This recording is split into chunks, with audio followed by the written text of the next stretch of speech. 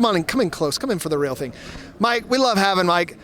True insight, true fan. Back to the program. What'd you think about tonight? Finally a win after so many depressing losses. Yeah, it was good to pull one out tonight. It got really close there toward the end. It was about a 3-4 possession game toward the final 5 minutes or so, and then they came back within 2 possessions. But it was good to see them, get more comfortable down the stretch and pull it out. Was this just a situation where we caught the Wizards on a bad night? We got hot from the outside. Have we fixed our problems? Do you see us still struggling? What was your vibe? Still missing some open shots. That was kind of my thing tonight. I noticed a lot of missed open shots still, but Bogdanovic had a better night tonight. I saw him on Twitter earlier today. He said something at shoot-around, how he usually prides himself about shooting better in the second half of the season and how he feels like they're not doing well because of him and how he's trying to get better. And I can respect that a lot. A player just taking a look at himself, not blaming others, but trying to make himself better and make the team better. And he scored 21 points tonight, and I can really appreciate a player like that. I love having him on our team. I like having you on this program. That's what I like. 4 road games coming up. Do you think we're carrying momentum into this road trip? Is this just an anomaly win? Do you see us still struggling? How do you think we're going to bounce back or build off of this win? Well, you have the Cavaliers next, so I think you can definitely build your momentum a little bit. And then I can't remember if it's Detroit next or Knicks. Knicks. That's right, New York. It's going to be the I believe Knicks. it's Cleveland, Knicks, Celtics, and then Detroit. Detroit. Okay, yeah. I think with this road trip, we should at least get 3 of 4. There you go. I mean, I've heard that tonight, and I like that. If yeah. we get 3 out of 4, I'll be super happy. And if we get 4 out of 4, I mean, Don't knock on wood. We'll knock on him over there. Yep.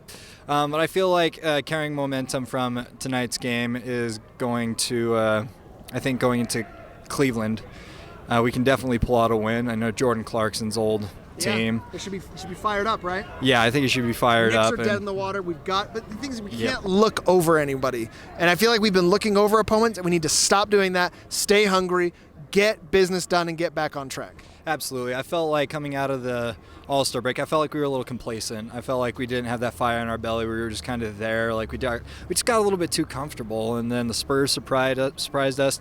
The Suns surprised us. Don't get me started. Yeah, don't get me started either. Just leave that in the water. But I think tonight was a little bit better. I'm dead set on the thought that Coach Snyder kind of does a load management by having the whole team play down to the opponent's level.